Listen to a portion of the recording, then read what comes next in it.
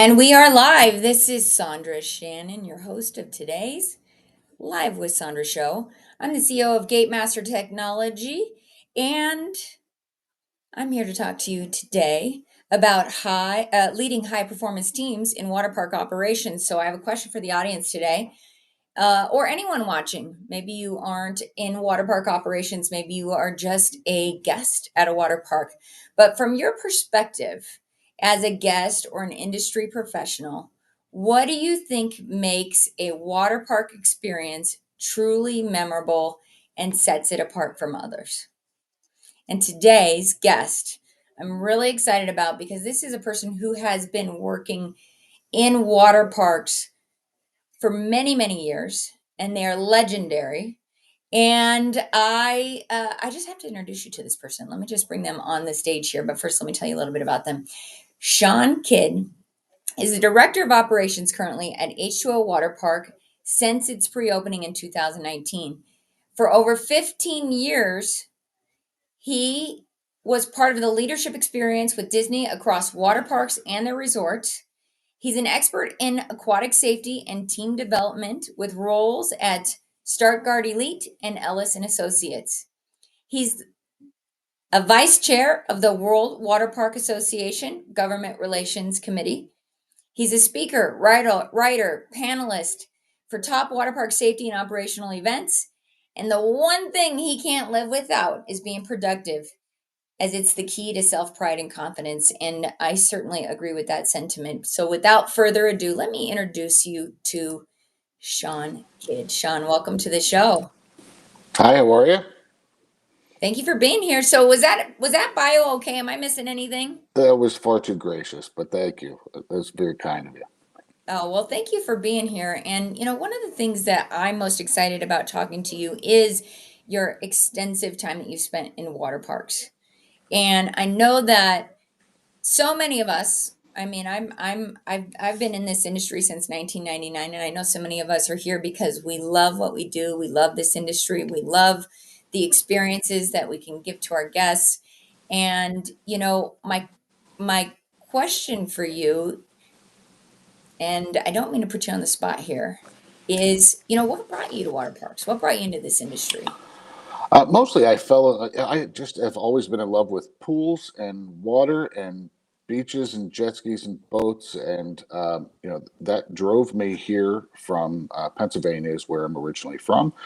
That's what brought me to Florida. I started with Disney back in '93, before some people on this podcast were born. And, I just never left. And, I started at a marina as a recreation host, loading people into boats and giving them instructions on how to drive these little two-person water mice, is what they called them back in those days. And loved that marina. Got onto the opening team for Blizzard Beach as a lifeguard. Ended up at Typhoon Lagoon for a while and River Country for a while, actually at all three water parks, two different occasions. And then moved on to resort recreation for a while. Ended up at six different resorts. Spent some time with miniature golf as well, and ultimately a 15-year career at Disney. And Disney's a very nice place to kind of come up through the industry. There's some real advantages to being there. You learn leadership, whether you like it or not. And there's some other places, though, that it's fantastic to be outside of Disney into what we would have called the real world, when there is not an entire building of people that do all of your purchasing. You are actually doing it yourself, and so I valued my outside time too. And I had about 5 years with Ellison Associates as a client manager, about another 5 years with StarGuard ELITE as a client partner for them, and a variety of other operations roles outside, most recently H2O. But yeah, I've always just loved it. It's amazing. I'm 54 years old now, and I still run around sweating on pool decks. And sometimes I do wonder, what am I doing? But I guess you just can't take that out of me. No, I love that. I mean, I don't know if you know this about me. I started in laser tag. I actually played Oh wow, competitive laser tag. I got a job so I didn't have to pay anymore yeah, because well it played. was getting to be an expensive habit, and the rest is history. I'm still here.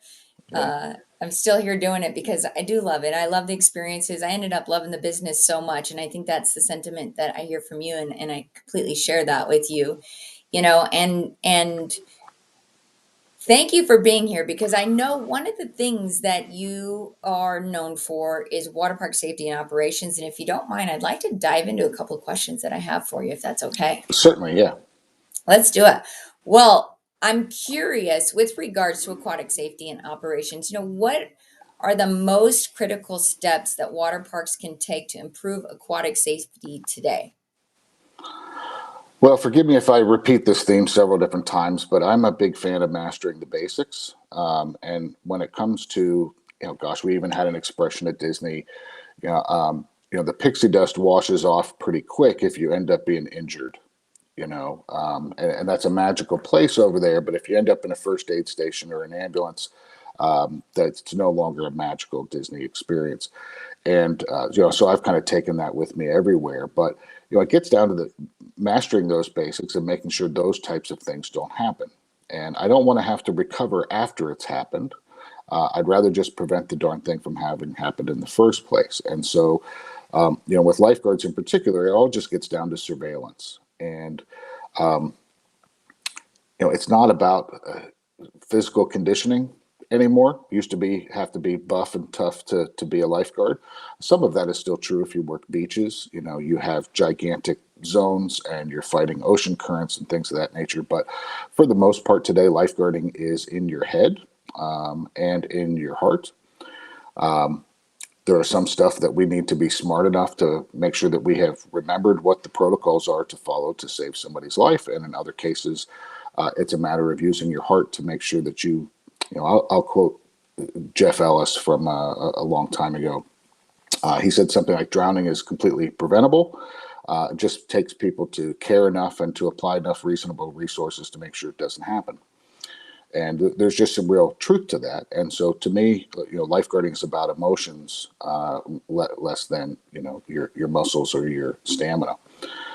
So we've got to feed both the head and the heart. On the head side, you got hands-on skill training, right? We need repetitive stuff that makes it instinctive for you whenever an emergency happens. You don't really have to think about it other than they're not breathing. Oh, here's what I do for not breathing. Their heart's not beating. Here's what I do for that.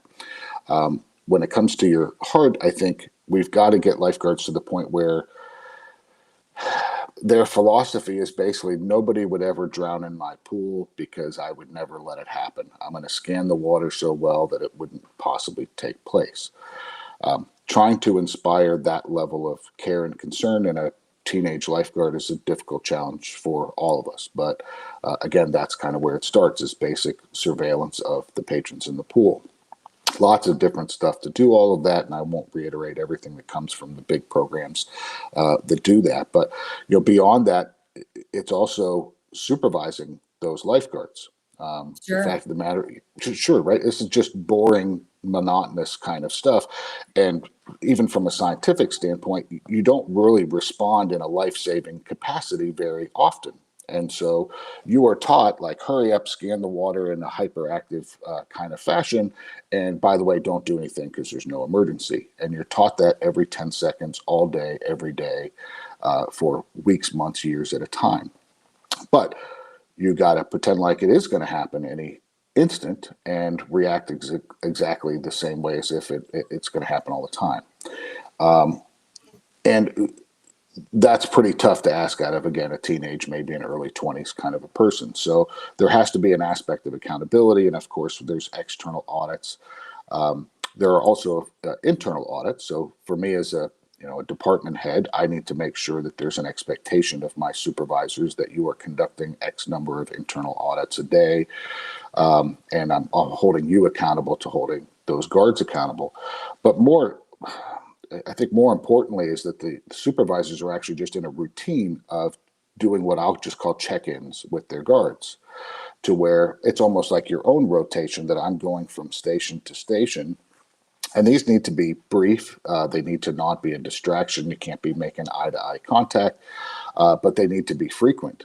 And they need to be frequent enough that the guard feels like, well, gosh, I would never get away with falling asleep on this stand. That damn supervisor's here every 10 minutes. you know. Right. Um, and really, what we have seen is facilities that have got really high supervisor scores on audits, like your supervisors are doing well, they're visible, they're on the deck, they're conducting check ins, and so on and so forth.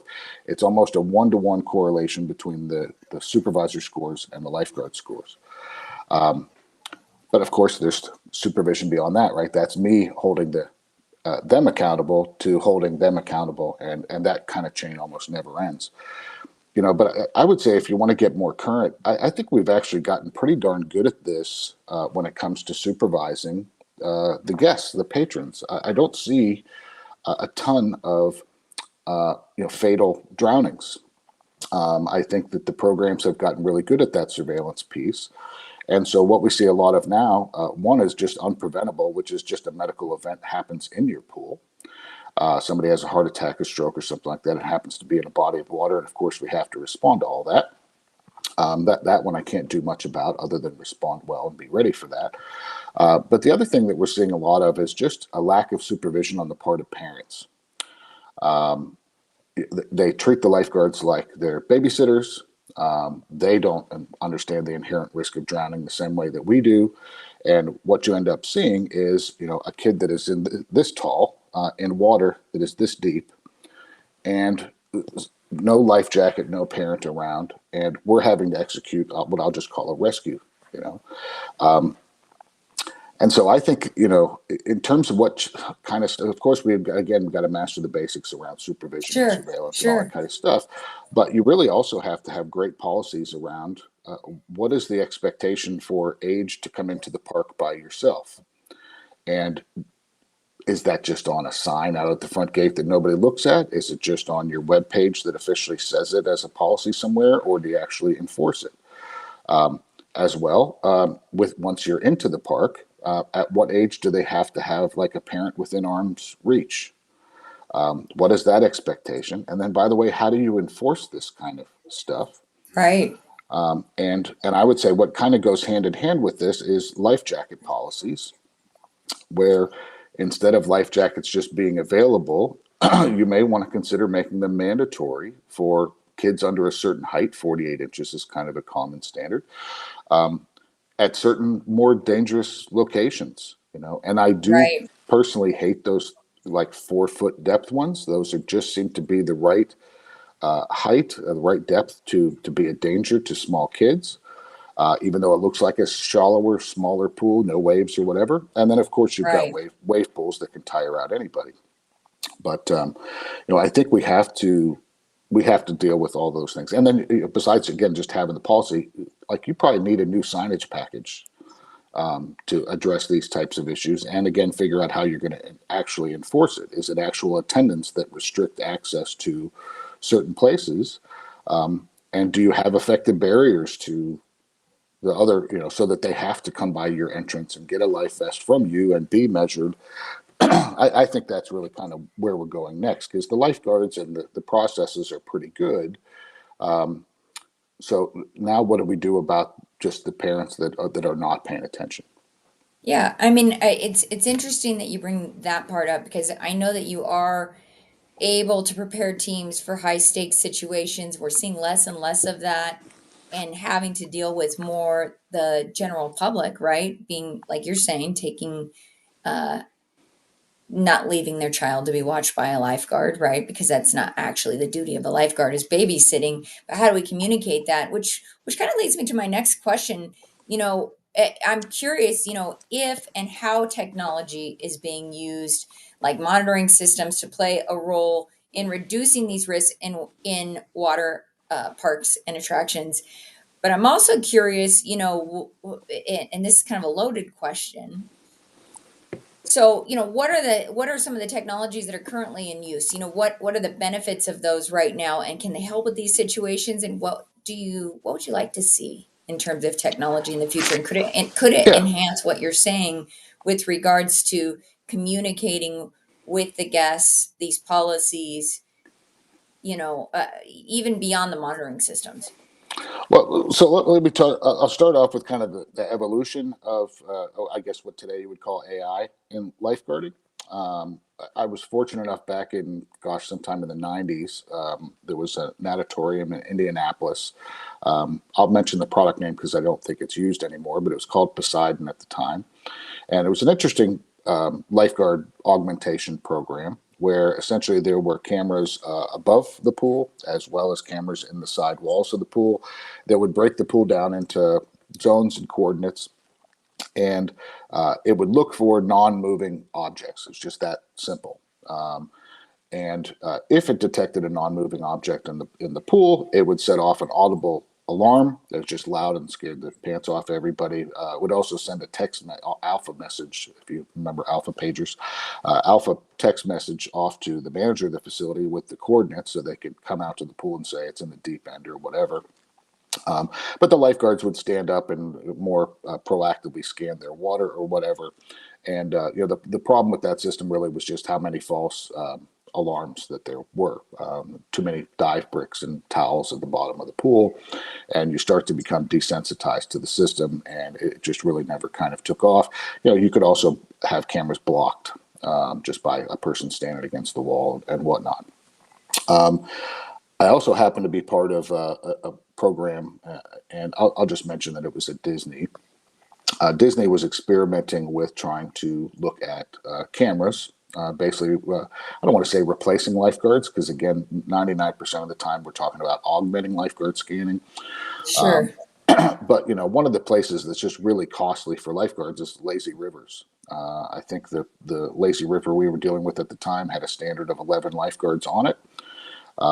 The process that was tested there basically put cameras all around that lazy river, took the number of lifeguards down to something more like 5 or 6, and put actually a lifeguard in a room watching TV screens with all the feeds from all these cameras. And if I'm sitting in the room and I see all these TV screens and I see something of concern, I could hit a button for that zone. There's a lifeguard that's in the vicinity that's one of the 5 or 6, right? And he would either see a light on this side or a light on that side and would essentially go running that direction looking for the emergency. And that was an interesting process, right, to try, because lifeguard labor is just crazy. At my park today, we're spending somewhere around, it's over $1 million a year on lifeguards, and I'm only at a medium-sized water park. So it's a massive expense.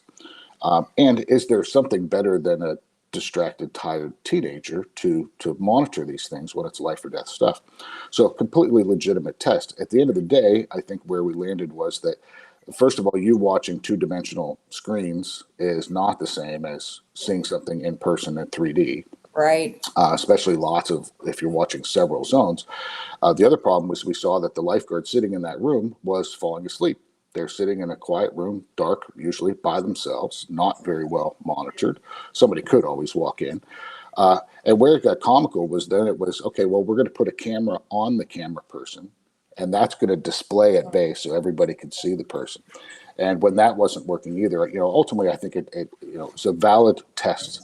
But so that's kind of some of the early parts of what's being done. A more popular system today is actually very similar in that there are cameras that are watching the zones.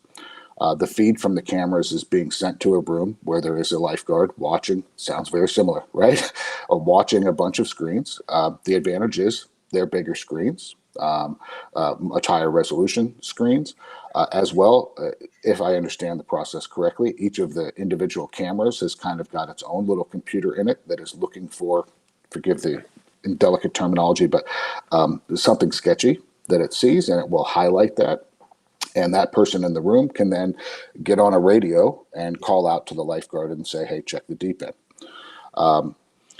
Advancement, right? All steps valid tests. I'm not sure I'm a huge fan of two-way radios being how we, announce these kinds of things and notify folks Sure. and prompt a response. And I think we still run into some of the similar challenges with that lifeguard in the room. Now, they have gotten smarter about that too. I mean, you're not sitting in a dark room by yourself. It's now a much more public thing. And they're requiring that lifeguard to do what we call the 5-minute strategy, which is every 5 minutes you're changing your posture, position, perspective to make sure that you're staying vigilant. But so that's kind of one of the more popular things that's being fooled around with now. There are also wearables where there are headbands that essentially can detect if they have been underwater for a certain period of time, and that could notify, somebody else, a parent, that type of thing. There are also anklets and wristbands that are detected if they're not moving, right?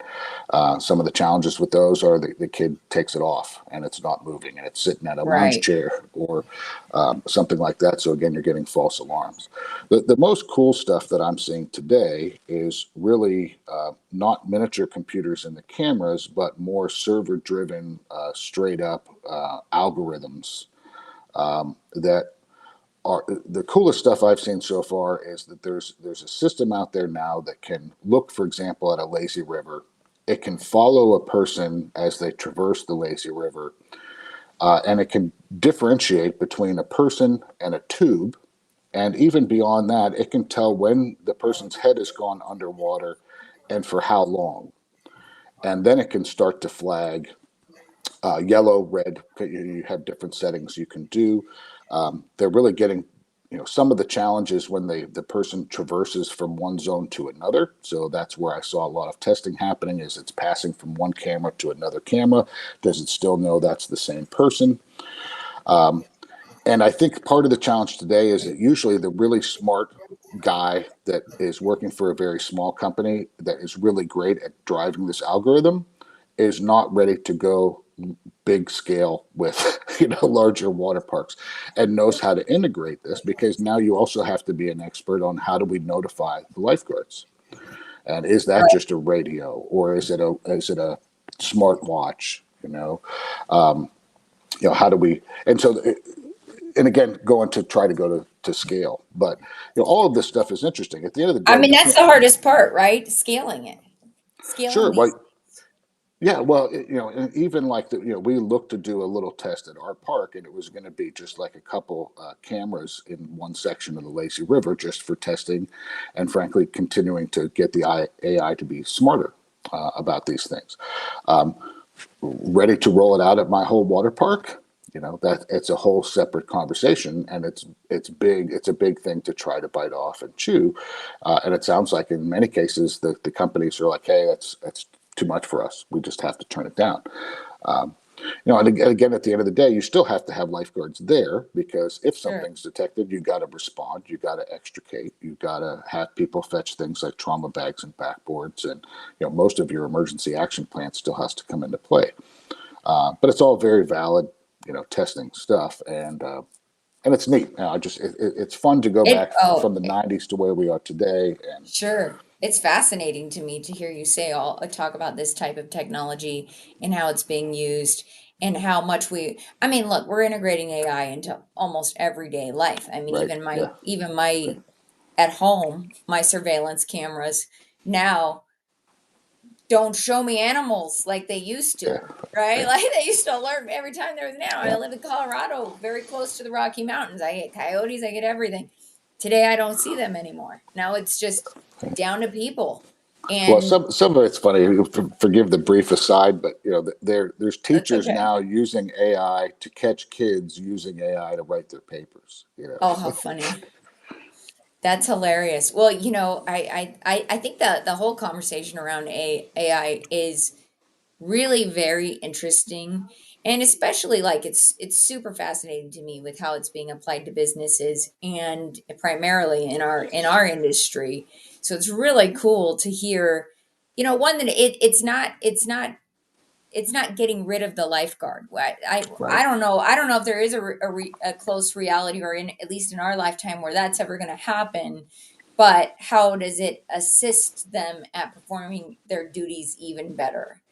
And how does it Yeah. show leadership what they need to manage and monitor their teams?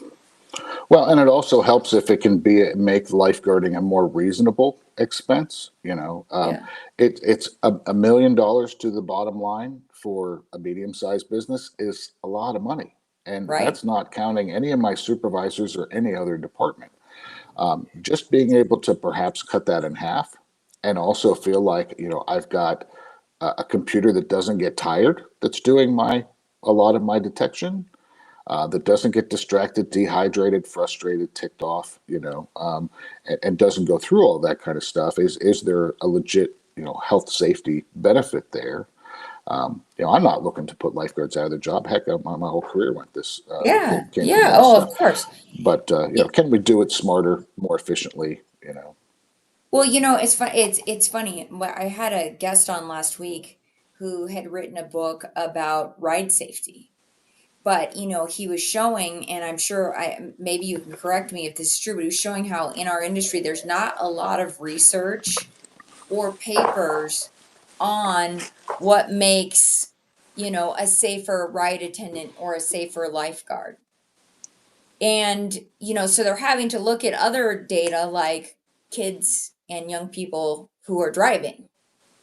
Hmm. And what was really interesting about what he was saying is that the data pretty much shows that a young person is just as responsible of a driver as their older counterpart, right? Somebody who Hmm. might have been driving for years. So the data says that, but the difference is, and you mentioned this, the distractions and Yeah, how they handle distractions, right? yeah, So that kind of like blew my mind when he told me about that last week. Neil, he was on the show just last week. He's doing all of this research trying to make sure that we have this kind of data in the industry so that we can make better decisions and know, how we can interact with teams to be able to help them be free of those distractions. yeah. Some of the research that he's doing is really fascinating. Like they found that a ride operator booth that is closer, on a roller coaster that's close to the line actually has more mistakes than one that's kind of off on the side where they Hmm. can just be focused. Yeah, Things yeah. like that. So it was really interesting information, but it kind of leads me to, because we are talking about managing our lifeguards and our operational staff, with regards to leadership and team development, because I know you've been in this industry for so long. What is your approach to building and maintaining a high performance team in a fast-paced environment? I know you mentioned like these guys have to be on when they're on, but they're trained to always be on for those Well, moments. well, I think a lot of it's just leadership. And, for me, when it comes to a leader, I kind of make it boil down to two things. I look for courtesy and competency. Now, there's an awful lot of things that can fall into each of those buckets, but you usually get one or the other. You get somebody that's super nice, great at being courteous, but they don't know what they're doing. Or you get somebody that's really competent, knows exactly what they're doing, but they're a jerk. And every once in a while, you get someone that has both. They're super nice and courteous, and they know exactly what they're doing. And what I have found is that people will follow those folks to the depths of hell. You can lead me wherever you want to, and I'm going to follow. And so those are two things that I personally try to focus on all the time. Um, but I also think you have to authentically care, and that is not something that's easily faked. My Right. office, at my park is by design very close to the center of operations. My door is literally always open unless I really do have to close it every once in a while. You probably don't want to be behind that door, but I'm very receptive, and it's not uncommon for me to have a queue line of people waiting to come in and talk about something. It would be easier in my life if I shut that door and did my administrative stuff that I've got to do. But you've got to be available. You have to listen. You have to take action on what they came to you with as a concern. You've got to be reliable and trustworthy, like follow through on things. There's a great guy from Disney, Lee Cockerell, that I used to listen to. I still do, actually.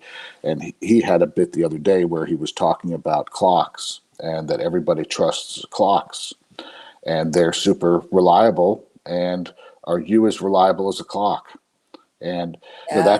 that stands out to me. And the other thing I do besides the follow through and all that kind of stuff, and honesty and trustworthiness and authenticity is really just trying to invest in them. And the reality is it's very difficult for me to influence their pay and benefits. I have lots of people that deserve more money that they're making, and I really probably can't do much about it, at least on an individual basis. And so I try to do the small stuff instead. Figure out what is their career path. I can't tell you, I had one guy who's fantastic lifeguard supervisor. This isn't what he wanted to do. He wants to go into IT. And we actually happen to be a fairly technology centered park. And I got him with the maintenance director, and now he's our IT guy.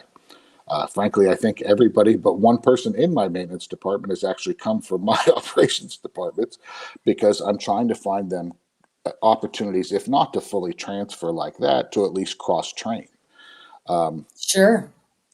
And beyond that, it's kind of small promotions if you're going to stay in a more vertical line. It's a small step to become an in-service trainer. It's another small step to become an on-the-job trainer.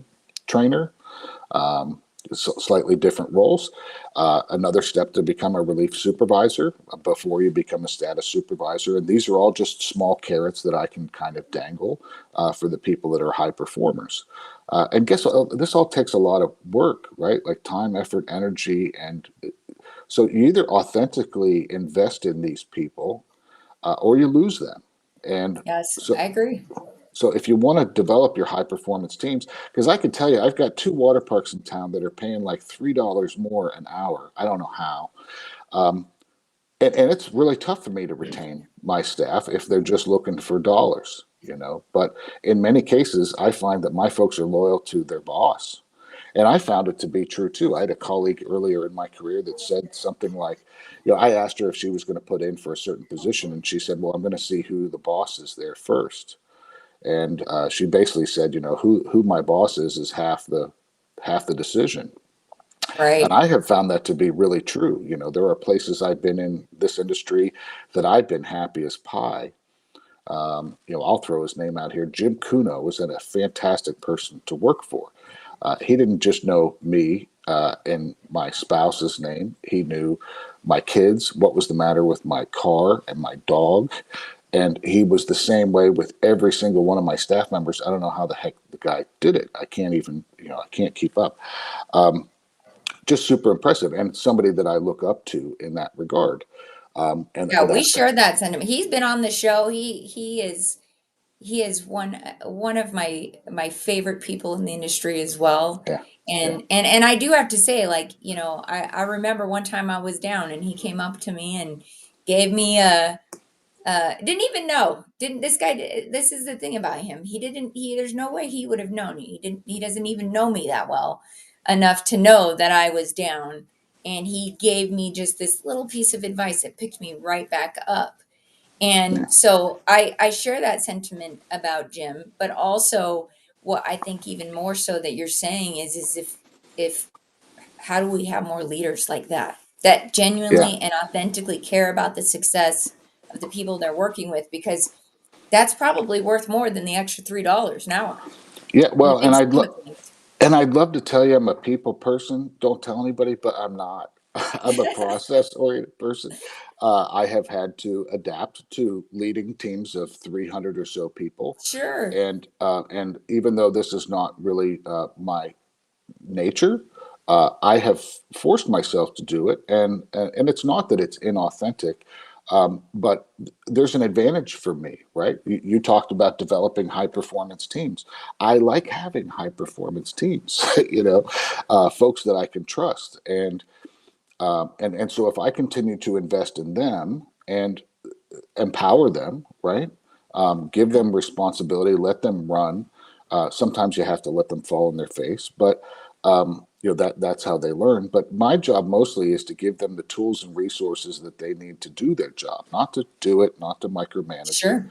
Let them grow and develop and own it, and then they can take credit for what they accomplished. And when you have that kind of culture, and um, you have that kind of mentality like a Jim Kuno does, then people will stay with you. And I've had other bosses that are just god awful and just want to squeeze more blood out of the stone. Yeah, well, I think it's kind of like you said, you show a lifeguard who wants to be in IT a path to be in IT, right? That Yeah. is almost more valuable than any opportunity when you have somebody who's willing to champion for you so that you can get to where you want to go. So while you say that, you sound like an amazing boss and person to So, be surrounded by with regards to, being people oriented, because you know what, I think there is something really great about, and I know that this our conversation is going a little bit different than I expected, but what I really love about what you're saying is, it's okay to expect people to be high performing and great. That's actually what a good coach oh yeah, does, yeah. right? Well, that's what you hope for, right? And Yeah, but I also don't, I don't have the time to micromanage you either. It wouldn't make sense for sure, me to try to go do your job for you. It makes more sense to let you do it, understand there's going to be some mistakes, coach you through that, let you grow and develop from it. And then, my standard is typically, I don't want to sound silly here, but I don't do a lot of goal setting. My goal is continuous improvement. We just keep getting better than where we are today. If I set a goal that's something akin to we want to be perfect at this, then we're failing all the time. We're never there. And I don't want that dissatisfaction. And especially with all the turnover that I've got with staff, this is sure. just a nonstop thing. It doesn't quit. It's just a different person that's in a slightly different place. Um, but But yeah, I think that's a, those are I think that's a great way to put it. I mean, I'm a big goal kind of person, but I'm also a 10x goal kind of person. So I mm, fall short on a 10x goal all the time, with the reality that I know I'm going to fall short. That's why it's 10x. yeah. But I'd rather, Yeah. let's say the goal is 100,000, and I hit 90. I'd rather fall short on 100,000 goal than a fifty Yeah. thousand dollar goal. Well, So I I come think from we it in a both land different in the place same too. place. Yeah. Well, I was Yeah, going to say, I think we both land in the same place, right? It's right, still we land in grow. the same place. Yeah. But what I think is, what I think is really cool about what you're saying though is that we just got to keep improving. With we Yeah. just have to keep improving, and Yeah. it sounds like you're a great coach for that. I this Are you doing okay on time? Oh, yeah. Yeah. I'm All right. kind of I clear. only ask because I have a couple more questions for you. This has been a great interview, and I'm sure that there's so much that people who are listening, both live and on our podcast, if you're listening on either of these channels, please leave a note for Shawn, because this is like gold that he's giving us today, and I'm so grateful that you're sharing this information. I would be um I would be bummed out knowing what you do and the park that you're at if we didn't have a little bit of a conversation about industry innovations and trends. So I'm curious if we could quickly talk about things like cashless operations and dynamic pricing, and why these things are game changers for the industry, why you believe they're game changers for the industry, and what kind of things you've seen come of those. Yeah. Well, I guess I'll start off with cashless. We're about to go there, so I'm sure there are people that are light years ahead of me in terms of being able to speak on this. But um, the things that I see are just it all just saves money, which in a business that's a big piece of what we're doing. It saves you money from a theft standpoint, right? I don't have Sure, employees pocketing cash. I don't have guests passing me counterfeit bills. Um, it saves a ton on the labor side. Anybody that's run a cash control type of operation, you know that you've got staff here before anybody else to prep their banks. You've got people here later than anybody else as they count down the banks and settle out the day. For cash control to be able to go away is kind of a big deal. In some cases, there are machines that are doing some of this stuff, and you're probably renting those, or you spent a ton of money buying one. Um, Transporting the money is something else, whether it's within the park, which is kind of a risky endeavor, or sure, just paying Brinks or whomever to come and pick it up. Um, as well, just time, transaction times are shorter. The data that I saw earlier was that a typical credit card transaction is about a third of the time. And it gets even faster when you're going to contactless payments, right? Which is just, I'm just tapping, I'm not putting in a PIN or having to insert my card. Those are even less time. And by the way, those are becoming the more prominent way to pay. So these transactions are becoming a lot faster than messing around with And it's more cash. secure, right? Like Sure, we talk there's about, less fraud. Yeah. So yeah, you don't totally eliminate the fraud because there's obviously some of sure. that, but it's a safer way to pay. And finally, is just that frankly, people spend more money when it's on a credit card or debit card than if it's cash coming out of their wallet. And so you see an increased in-park spend. Um, I don't want to sit here and make it sound like it's all sunshine and roses because the reality is, it is. We have to admit that it's a takeaway, right? Because I'm really removing a payment option for you, right? You used to be able to pay with cash, now you can't. And so we're going to have to do some spin on why this is a better thing for the guest. Um, but gosh, considering all the other advantages, it seems like a no-brainer, especially if again it's producing more revenue. Yeah, it's been an interesting journey for me because when I started in this industry, uh, setting up safe rooms for water parks. Sure. Initially, as Yeah. part of the work that we did at Gatemaster, because we've had to do less and less of that over the years, but in the beginning, we that was part of what we offered. So I spent a lot of time in cash control, and I do certainly understand the safety aspect of what going cashless does for your people. Sure. We see this stuff all the time. I mean, it's just kind of like we got to keep our people safe. I also completely agree on the increased spending, and it all goes back to what you said earlier. It's about scaling and rolling it out, right?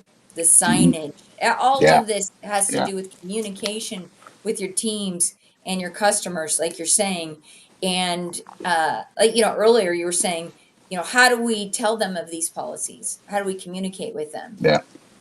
Well, and I Well, I think mean, as a marketer, I'd say market the opportunity that you're presenting, right? yeah, I think it's a little bit of a tough one to put a real positive spin on. But at the same time, as long as you can make it a relatively convenient process, the fact of the matter is, I think only 10% of our transactions were cash to begin with. So we're talking Sure. about a relatively small impact. Um, and so, and I'm sure there's a lot of different companies and programs that are options out there. But, if I understand correctly, most of them are basically just having a cash to card machine. So that if you, for some reason, didn't have a credit card, a debit card, and all you had was cash, you could still go get a Visa gift card, for lack of a better description, from one of our machines and take your $20, and now you have $20 on a card. And it's not just valid for in the park; it's valid for anywhere.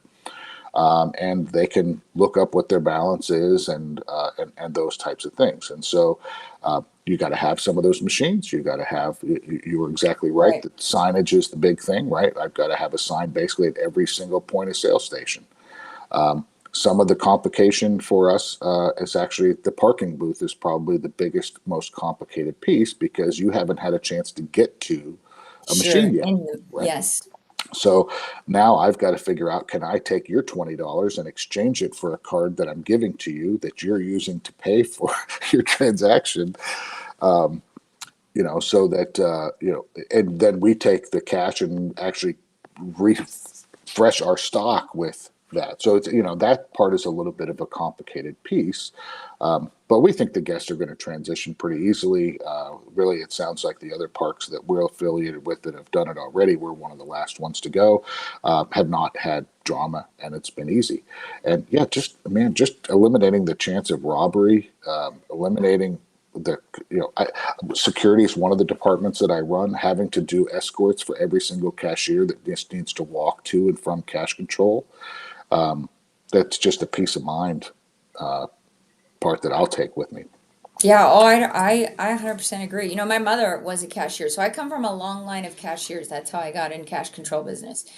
And my mother was not only held at gunpoint, but at knife point at some point in Right, her career. I'm right, very fortunate to not have had those experiences, but I even have a girlfriend who was a cashier at T-Mobile who was held at gunpoint. So I mean, right. it is responsible to be thinking about the safety needs of the parks and why this is good. And even we have at Gatemaster, we have an attraction, a resort that uses our system that's on a reservation, and they've decided to go cashless because of a number of reasons. One, you know, they're not on US land anymore when they're Mm. there. So they wanted to make sure that they just were that we're creating a safer environment, not only for their patrons, but for, you know, the staff that was there. And like you're saying, you know, there are things that have to be done to initiate something like this, but it's oftentimes when you get through what you need to do to make sure that you've communicated everything and that you've got your processes in place, it can be a much better situation on the other side. Well, you know, the other labor piece that I kind of failed to mention, besides your cash control people not needing to be there, it also speeds up the whole bank out process, right? I can't tell you how 100%. long I was in charge of, verifying banks for people, and the amount of time that I would sit as a supervisor counting your pennies. And we're 2 cents off, and we're both going to have to count it again. Now the cashiers are just going to deposit all of their credit card slips in an envelope, drop it in a, wherever spot, a slot somewhere, and off they go. Um, Yeah. just a totally, it's a complete game changer when it comes to bank out. And same thing with bank in, right? The cashier would need to verify their funds, and probably a supervisor having funds set aside. Who takes over when you go to a break, and I don't know. It's going to be, I think, amazing to see a lot of that stuff go away. Well, you know what? It's an interesting statistic we see too. Like we have one of our water parks that is almost at 80% online transactions. Everything's being done from the phone, Right. Sure. Yeah. including with mobile ordering, including food. So I'm really excited to see where technology is going to take these parks because it makes sense. Like for me as a mom, if I'm sitting in my cabana with my kids, I'd much rather order food on my phone than have to get up Yeah. on a hot Yeah. day and go stand in line, right? Yeah. So And there's we're just all doing. Yeah, we're all doing that too, right? yeah, we're all doing that, which I love seeing because I think it's just, I mean, as a patron, it's probably one of my favorite features that has Yeah. been adopted by water parks today. Well, it's funny because I think instinctively a lot of us thought, well, gosh, it's a water park. You don't even have your phone. And the truth that couldn't be further from the truth. We all are attached to our phones. If anything, we want to know where's the charger at my cabana, you Yep, know, and we're using that and looking at wait times on it and all kinds of things, and like you mentioned, ordering your food and not having to wait for a server to come by. All of these are advancements that we've got to get, be on top of. Some of the other ones that you mentioned, there's kind of two that are kind of the sexy things right now. Dynamic pricing, even though it can have a little bit of a bad reputation. I think Wendy's took some flack for changing the cost of a hamburger at lunchtime, and some ticket, concert ticket sales and that kind of stuff. It can be a little bit of a bad word, but I think it's a game changer for water parks in particular, simply because we can start to capture your revenue sooner, right? yeah, If we can, yep, and I think we have all struggled with that, trying to figure out how do you get these people to buy sooner, particularly when the other half of the conversation I think is the weather insurance conversation, because if we can give folks some kind of a weather guarantee that, hey, if it ends up being god awful weather that day, you get to have a refund, and especially if it's automatic and I'm not waiting for it.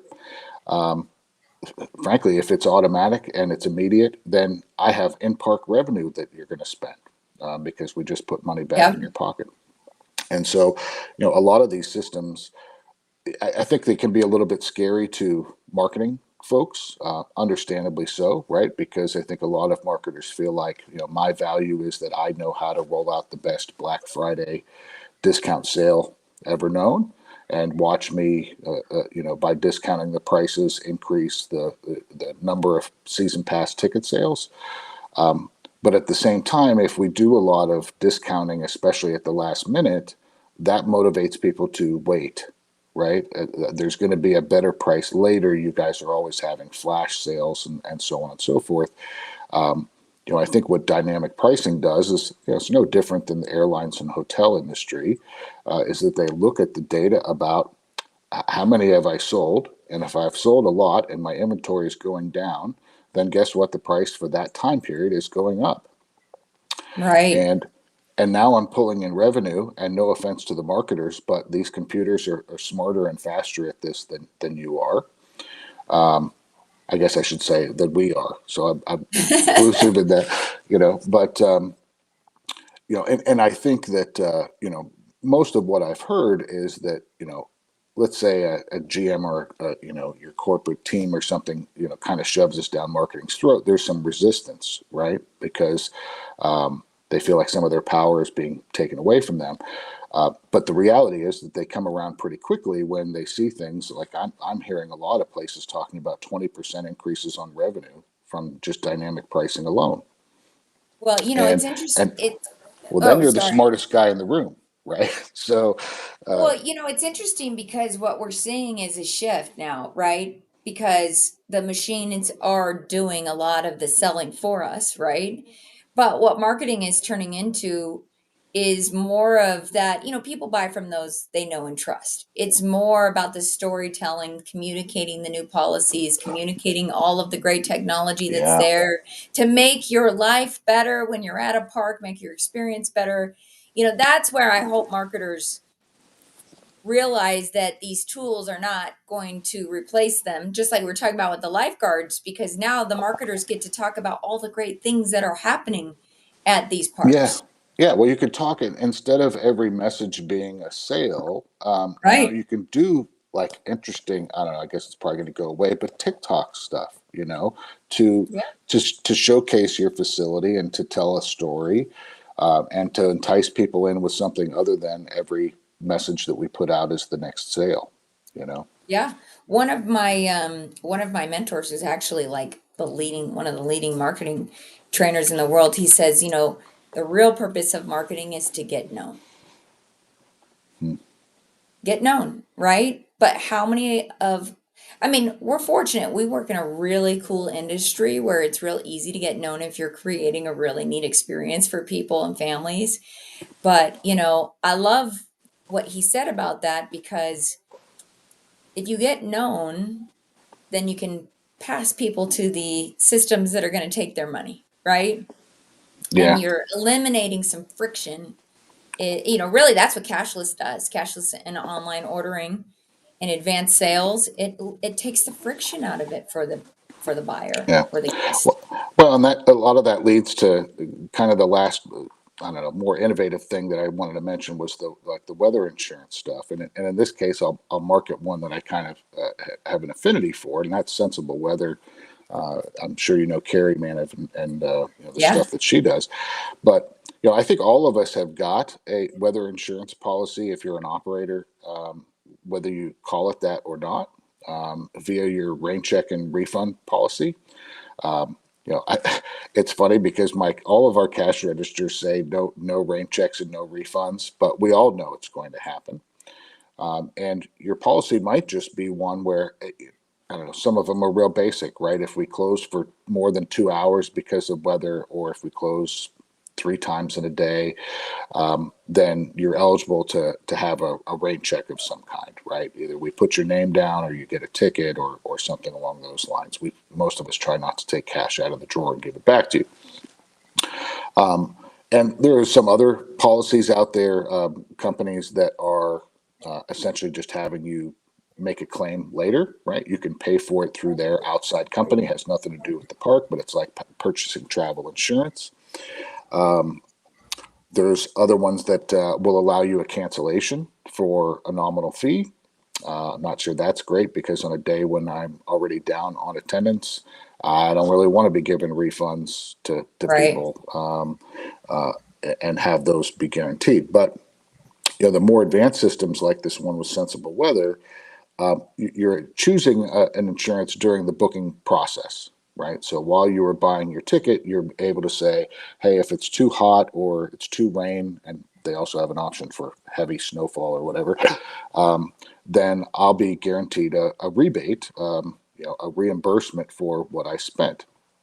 And Sensible Weather is, they have to trust their own systems to be able to look at, the historical data to say, oh, it's normally 98 and sunny that day, and we're going to give, a reimbursement if it's over 105.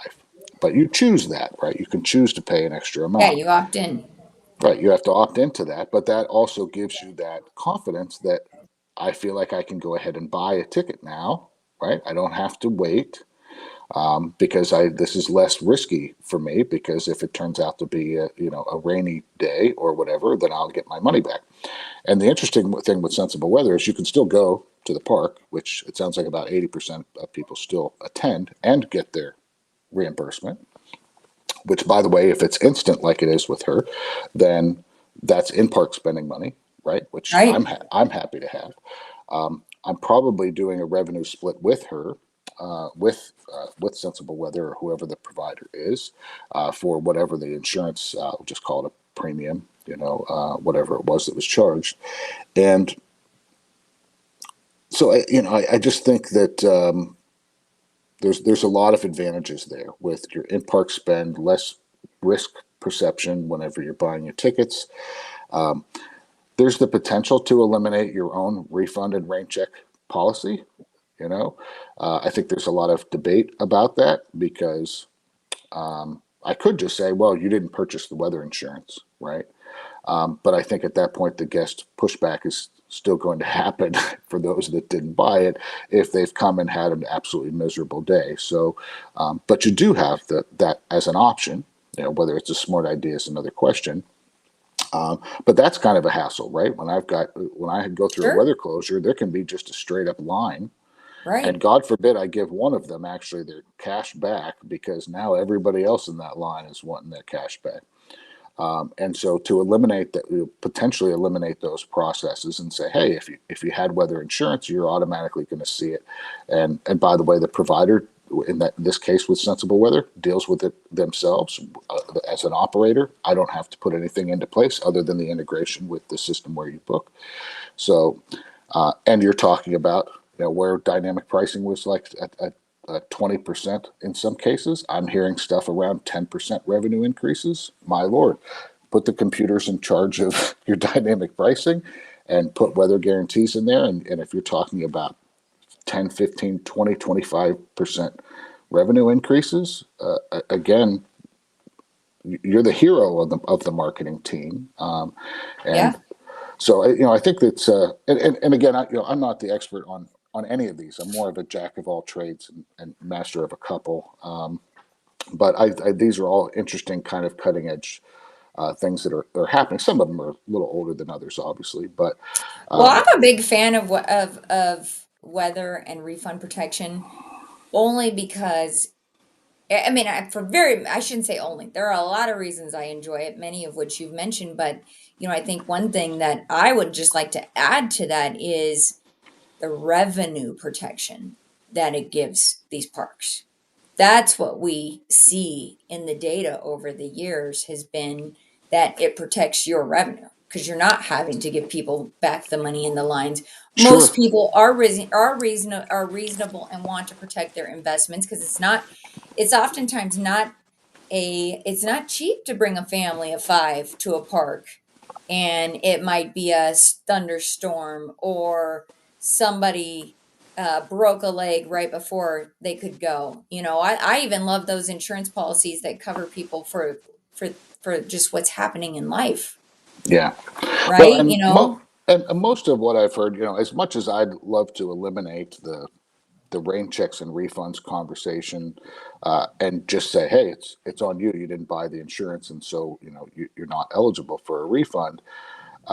I think you'd probably become unpopular pretty darn quickly. And when I've had these other kinds of discussions, it's, hey, think of the intent of the program more as to drive your revenue and to drive your earlier bookings and True. capture those folks that are in that process flow a little bit more often.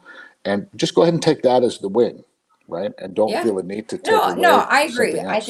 Yeah. I think we have to serve the guests, and that's you have to take that on a case by case basis, because what I've never seen anybody fully eliminate refunds with any of these systems. Yeah. But that being said, I think they are smart. It's smart to implement them because of the way that it does protect the revenue. It also sets expectations with guests. I think last I was talking to Carrie, I mean, the adoption rates of these are so high compared to where they used to be today, because you can add protection on everything today. Right. I mean, I just bought a toy for my nephew for Christmas, and it asked me if I wanted to protect it for $3. It Yeah. was a $50 toy. I'm like, if he breaks it, that's his mom's problem. Yeah. But I think I think our consumers are being trained to say, is this something that I might need, Well, there's, right? and I would say it's legit because we started kind of dipping our toes into the dynamic pricing stuff, doing I guess what you might call calendar pricing. Yeah, Where certain times of year were more or less expensive than others. And what we found was, as people are going through the booking process, everything was fine up until they had to choose a date, right? right. And we saw a big drop off once they had to pick a date because they're like, oh gosh, I don't know. What if this? What if that? What if the weather? And to your point, heck, it could be $400 or $500 to go to a park if you're going to wrap in the food and beverage costs on top of your tickets for a family of four or five. And so, uh, if we can put some type of insurance that makes this feel like a less risky purchase for you, then we're more likely to get through that booking process, and less likely to Yes. see you drop off and just say, "Oh, well, I'll figure it out later," because we know that I'd much rather get you now than have you have to think about it. Yeah. So No, all that's just wise. smart stuff to think about. So it's all the stuff that kind of noodles around in my head, where I wish I No, had all the money to do it all. yeah, but what, Sean, I really appreciate you being here today, because what I do think it makes you stand out in this industry is, being open and innovative to being open to these trends, but being innovative, because I think that's something that really makes you stand out in the industry. Oh, certainly a reason why I wanted to have you on this show today, because I knew that your insights with regards to that would be super valuable to anybody who's watching and listening. And, I've learned a lot from you today. So thank you for being here. You're always very gracious. Thank you. Well, if before we wrap up today, my hope is, if somebody would like to contact you, what's the best way they can do that?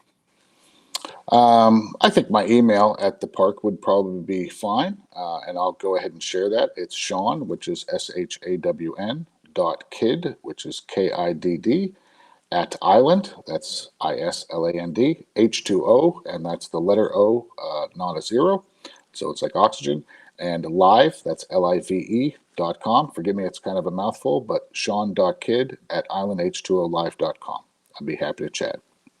Yeah, are you on LinkedIn? I am, yeah. I Yeah, only no, ask because we're live on LinkedIn right now. So yeah, should be easy. Should be easy to find me on there too. okay, and we'll make sure to in the recaps to make sure that we post how to get a hold of you if anybody wants to do that. And then yeah, thank you so much for being here. I really do appreciate you. Honored to be on the show, and always great talking to you. Appreciate you, Sean. Hopefully, we'll get you back on here soon. Very good. Thank you. Well, I hope you enjoyed that show as much as I did. Sean is innovative and understands these industry trends. There's so much to unpack here. I think I've got to go back and rewatch this show again. So if you're watching again or on replay, please hashtag replay, or leave us a comment so that we know you were here. Show Sean some love. It's hard to get up on this stage and share all of these things, and I just appreciate every single person who does get up here and is willing to share their insights and knowledge with all of us and with me. I mean, I feel like I'm the luckiest person in the world sometimes. If you would like to be a guest on this show, you can visit livewithsondra.com. We have our guest form right there on the show. I'd love to hear from you. Our guests would love to hear from you.